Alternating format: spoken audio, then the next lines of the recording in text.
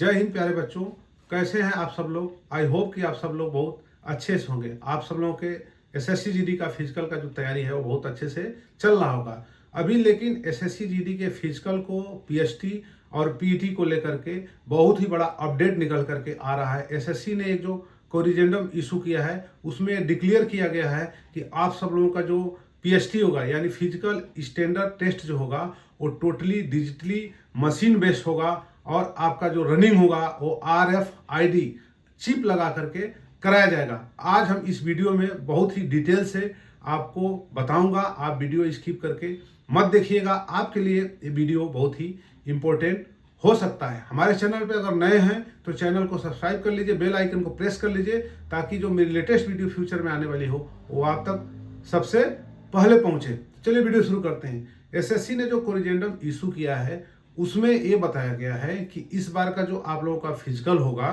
वो totally machine based होगा और जो आपका पीएसटी होगा फिजिकल स्टैंडर्ड टेस्ट होगा वो मशीन से नापा जाएगा। पहले क्या होता था कि मैनुअली नाप तोल होता था, जैसे आपका हाइट जो था वो मैनुअली नापा जाता था, आपका चेस्ट जो था वो मैनुअली नाप होता था, लेकिन इस बार मशीन से नापा जाएगा। इसको लेकर के कहीं ना कहीं बच्चों में बहुत ही डाउट है, उसको आज हम क्लियर कर देंगे, सारा कुछ क्लियर कर देंगे। जैसे कहीं ना कहीं आपको इसमें बेनिफिट भी मिलेगा।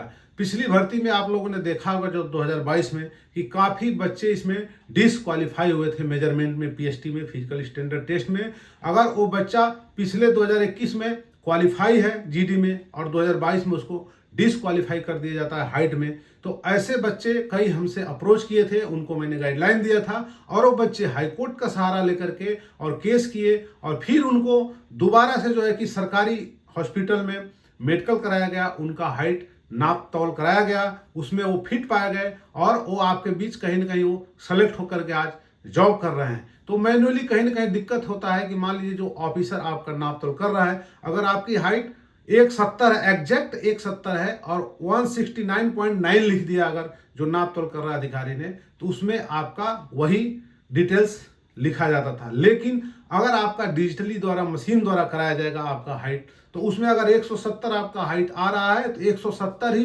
प्रिंट निकलेगा, उसका पर्ची में 170 ही निकलेगा। तो उससे आपको कहीं ना कहीं फायदा होगा, उसमें किसी का कोई धोखाधड़ी नहीं होगा, जो आपका एग्जैक्ट हाइट है वही आएगा। वही बात चेस्ट को लेकर के है कि अगर ऑफिसर नाप रहा है आपका चेस्ट जो है कि नापने का तरीका उसका क्या है, किस तरह से वो आपके चेस्ट का नाप तोल कर रहा है। मशीन तो एग्जैक्ट आपको नाप करके बताएगी कि आपका चेस्ट कितना है।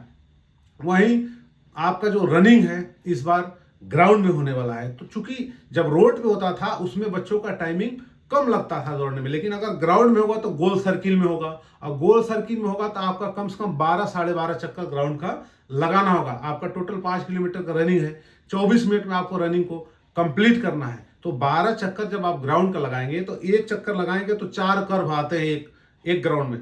जब 4 मोड़ आएंगे तो मोड़ पे आपका स्पीड थोड़ा सा कम होता है, तो आप जब ग्राउंड में रनिंग करेंगे उसमें आपका टाइमिंग थोड़ा ज्यादा लगेगा, तो वहां पे थोड़ा सा आपको दिक्कत आ सकता है। और इस बार जो RFID की बात मैं बोल रहा था, तो RFID में क्या होता है कि एक पैड लगा रहता है, वो पैड आपका जो है कि आगे रख दिया जाता है और आपके पैर में RFID लगा दिया जाता है, उसमें एक रीडर होता है। जैसे ही आप रनिंग करना स्टार्ट करेंगे उस पैड पे आपका पैर पड़ेगा, उस समय से वो रीडिंग स्टार्ट कर देगा, तभी से आपका काउंटिंग समय शुरू होगा।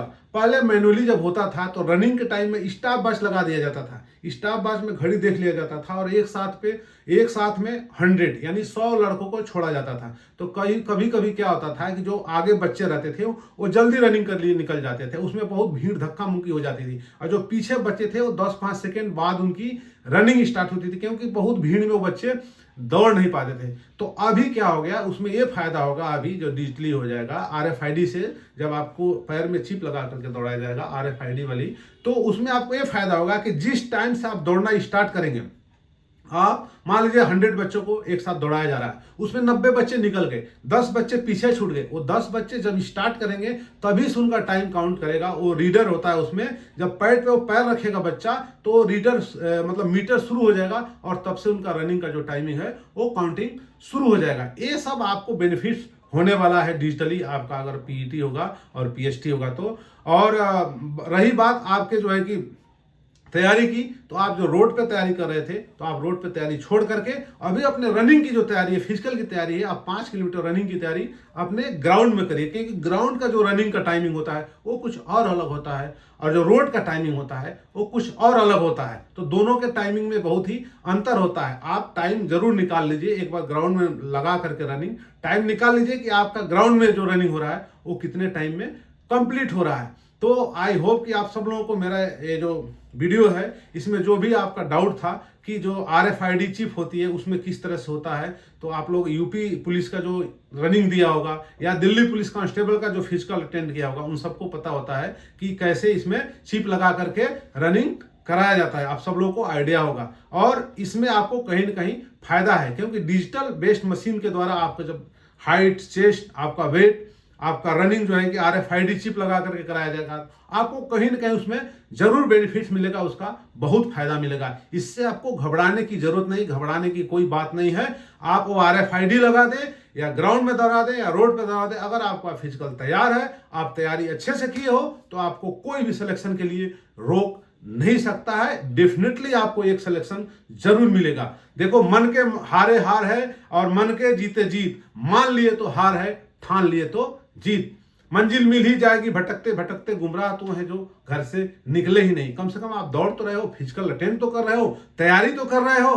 बिल्कुल दोस्त, आप तैयारी करते रहिए, जज्बे और जुनून के साथ दौड़ते रहिए। और जिन बच्चों को ये लग रहा है कि मेरा नंबर कम आया है, मेरा जो है कि फिजिकल में नंबर नहीं पड़ेगा, तो आपको फिर से दोबारा इस वीडियो के माध्यम से बता देना चाहता हूं कि अभी भी RPF की जो वैकेंसी आई है 4200 प्लस कांस्टेबल की और सब इंस्पेक्टर की 500 कुछ पोस्ट आई है, उसमें अभी भी ऑनलाइन फॉर्म फिलअप हो रहा है। आप फिलअप कर दीजिए और किरण पब्लिकेशन की बुक लेकर के आप अपनी तैयारी अभी से भी स्टार्ट कर दीजिए। अगर आपका इसमें फिजिकल के लिए क्वालिफाई नहीं हो पाते SSC GD में, तो RPF कर दीजिएगा। आपका कम से कम इस साल खराब तो नहीं होगा, क्योंकि अगर आप SSC GD में आप कांस्टेबल के लिए एलिजिबल हैं तो RPF में आप एलिजिबल रहेंगे।